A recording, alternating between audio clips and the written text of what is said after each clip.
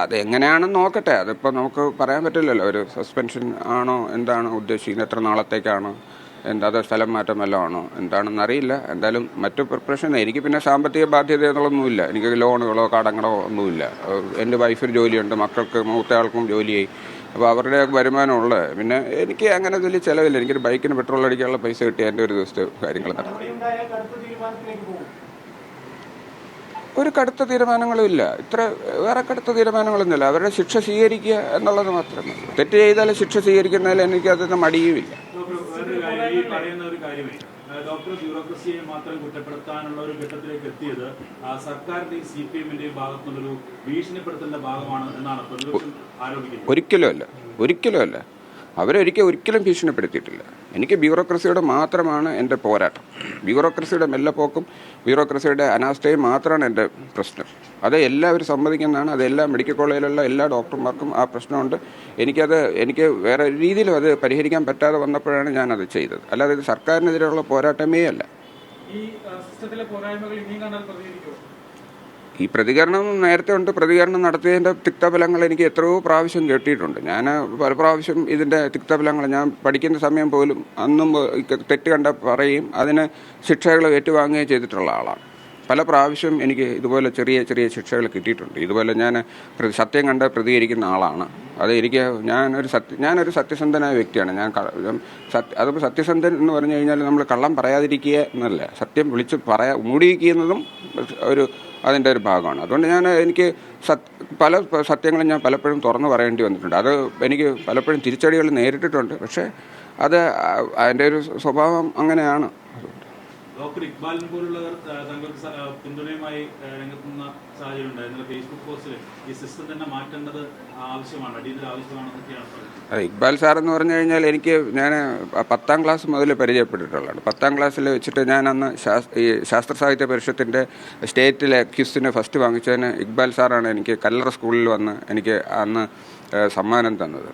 അപ്പോൾ അന്ന് മുതലേ എനിക്ക് ഇക്ബാൽ സാറിനെ അറിയാം. ഇക്ബാൽ സാറ് ഒരുപക്ഷെ എന്നെ അറിയുന്നുണ്ടോയെന്നറിയില്ല. പക്ഷേ ഇക്ബാൽ സാറ് മെഡിക്കൽ കോളേജിൽ ന്യൂറോ സർജറി പ്രൊഫസറായിരുന്നു. അദ്ദേഹം വളരെ ഒരു ശാസ്ത്രജ്ഞരെ പോലെയാണ് ഞാൻ അദ്ദേഹത്തിനെ അന്നും ഇന്നും കണ്ടിട്ടുള്ളത്. അന്ന് ശാസ്ത്ര സാഹിത്യ പരിഷത്തിൻ്റെയൊക്കെ മുതിർന്ന ഒരു പ്രവർത്തനം, അദ്ദേഹത്തിൻ്റെ പ്രസംഗങ്ങളും അദ്ദേഹത്തിൻ്റെ പ്രഭാഷണങ്ങളും അദ്ദേഹത്തിൻ്റെ എഴുത്തുകളും ഒക്കെ ഞാൻ ധാരാളം വായിക്കുന്ന ഒരു വ്യക്തിയാണ്. അദ്ദേഹത്തിന് എന്നെ അറിയാൻ സാധ്യതയില്ല. പക്ഷേ അദ്ദേഹത്തിൻ്റെ വാക്കുകൾക്ക് എനിക്ക് വളരെ മൂല്യം കൊടുക്കുന്നു. അറിയിച്ചിട്ടില്ല. ഞാനത് താത്വികമായിട്ട്, കാരണം ഇത് ഒരുപാട് കാര്യങ്ങൾ ഏൽപ്പിക്കാനുണ്ട്. അപ്പോൾ അത് നമുക്കൊരു ലോങ് പ്രോസസ്സാണ്. അപ്പോൾ നമുക്കൊരു സസ്പെൻഷനൊക്കെ വന്നു കഴിഞ്ഞാൽ പിന്നെ നമുക്ക് ഹോസ്പിറ്റലിൽ കയറാൻ പറ്റത്തില്ല. അപ്പോൾ അതുകൊണ്ട് നമുക്ക് അതിൻ്റെ ഏറ്റവും പ്രധാനപ്പെട്ട ഡോക്യുമെൻറ്റ്സ്, ഇമ്പോർട്ടൻറ്റ് ഫയൽ, സ്റ്റോക്ക് രജിസ്റ്ററുകൾ, അറ്റൻഡൻസ് രജിസ്റ്റർ തുടങ്ങിയിട്ടുള്ള സാധനങ്ങളെല്ലാം അദ്ദേഹത്തിന് ഏൽപ്പിച്ചു. ഇന്നിനെയും പണിഷ്മെൻറ്റ് വന്നു കഴിഞ്ഞാൽ എനിക്കിനി താക്കോലും കൂടെ അദ്ദേഹത്തിനെ ഏൽപ്പിക്കേണ്ട ഒരു ചെറിയ ചടങ്ങ് മാത്രമേ ഉള്ളൂ. അതെ, എൻ്റെ തൊട്ട് താഴെ നമുക്ക് സീനിയോറിറ്റി ഉണ്ടല്ലോ. നമ്മുടെ തൊട്ട് താഴെയുള്ളതാണ് ഡോക്ടർ സാജു, അദ്ദേഹം ലീവിലാണ്. അതിൻ്റെ താഴെയുള്ളത് ഡോക്ടർ മാധവൻ, അദ്ദേഹവും ലീവിലാണ്. അതിൻ്റെ താഴെയുള്ളതാണ് ഡോക്ടർ നിർമ്മൽ, അദ്ദേഹത്തിനാണ് ചാർജുകളെ ഞാൻ ഏൽപ്പിച്ചിരുന്നത്.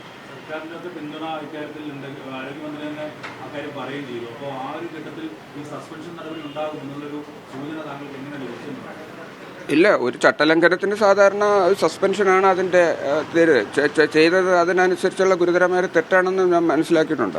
അത് തെറ്റ് ചെയ്തയാൾക്ക് ശിക്ഷ കിട്ടും. അതിന് നമുക്കതിനകത്ത് വിഷമമില്ല. അത് നമ്മൾ പ്രതീക്ഷിക്കുന്നുണ്ട്.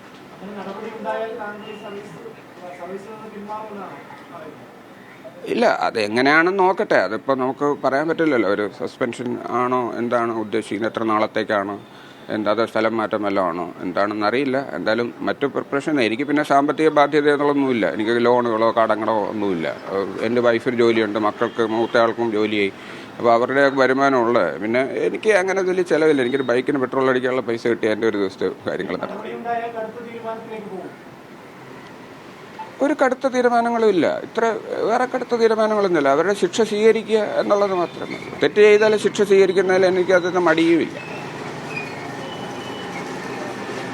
പിന്നെ ഒരു കാര്യം കൂടെ എനിക്ക് പറയാനുണ്ട്. ഒരു കാര്യം കൂടെ ചേർക്കുകയാണ്. ഇപ്പോൾ നമ്മൾ മെഡിക്കൽ കോളേജ് സർവീസ് ഞാനില്ലെങ്കിലും ഈ മെഡിക്കൽ കോളേജിനെ ഞാൻ ഇകഴ്ത്തി പറഞ്ഞതല്ല, മെഡിക്കൽ കോളേജിൽ സർവീസുകൾ മോശമാക്കി കാണിച്ചതല്ല. കേരളത്തിലെ ലക്ഷം ജനങ്ങളുടെ ആശ്രയമാണ് തിരുവനന്തപുരം മെഡിക്കൽ കോളേജ്. കേരളത്തിൽ മാത്രമല്ല, തമിഴ്നാട് ജില്ലകളിൽ നിന്നും കർണാടകത്തിൽ നിന്ന് പോലും ആൾക്കാർ ഇവിടെ വരുന്നുണ്ട്. അതിപ്രശസ്തമായ സ്ഥാപനമാണ്. 1956 ഉദ്ഘാടനം ചെയ്ത സ്ഥാപനമാണത്. വളരെ പ്രശസ്തമായ സ്ഥാപനമാണ്. വളരെ അതിപ്രശസ്തരായ ഡോക്ടർമാർ വർക്ക് ചെയ്യുന്ന സ്ഥലമാണ്. എല്ലാ ഡിപ്പാർട്ട്മെൻറ്റിലും, ഞങ്ങളുടെ ഡിപ്പാർട്ട്മെൻറ്റിൽ തന്നെ 6 ഡോക്ടർമാരും 20 വർഷത്തോളം സർവീസ് ഉള്ളവരാണ്. കൂടാതെ മറ്റ് ഡിപ്പാർട്ട്മെൻറ്റുകൾ, ഇപ്പോൾ ജബ്ബാർ സാറാണെങ്കിൽ എൻഡോക്രൈനോളജിയുടെ അന്താരാഷ്ട്ര നിലവാരത്തിലുള്ള ഡോക്ടറാണ് ജബ്ബാർ സാർ. അദ്ദേഹമാണ് ഇപ്പോഴത്തെ പ്രിൻസിപ്പൽ. മാത്രമല്ല എല്ലാ ഡിപ്പാർട്ട്മെൻറ്റുകളിലും ഇപ്പം കഴിഞ്ഞ പ്രാവശ്യം ബെസ്റ്റ് ഡോക്ടർ അവാർഡ് വാങ്ങിച്ച ഡോക്ടർ അരവിന്ദ്, ഇങ്ങനെ ഒരുപാട് വിഭാഗത്തിലുള്ള ഡോക്ടർമാരുള്ള നല്ല ഒരുപക്ഷെ ദേശീയ നിലവാരത്തിൽ തന്നെ വരുന്ന ആശുപത്രിയാണ് തിരുവനന്തപുരം മെഡിക്കൽ കോളേജ്. അപ്പോൾ അതിന് വേണ്ടുന്ന എല്ലാ അടിസ്ഥാന സൗകര്യങ്ങളും ഉണ്ടായിക്കഴിഞ്ഞാൽ ഇപ്പോൾ നമ്മൾ ഡൽഹി എയിംസ് പോലുള്ള എയിംസ് വരണം എന്നൊക്കെ പറയുന്നതിനേക്കാൾ ഉപരി ഈ തിരുവനന്തപുരം മെഡിക്കൽ കോളേജ് ഡെവലപ്പ് ചെയ്തെടുത്തു കഴിഞ്ഞാൽ ഒരുപക്ഷെ ഡൽഹി എയിംസിനേക്കാളും മികച്ച നിലവാരത്തിലേക്ക് വരും.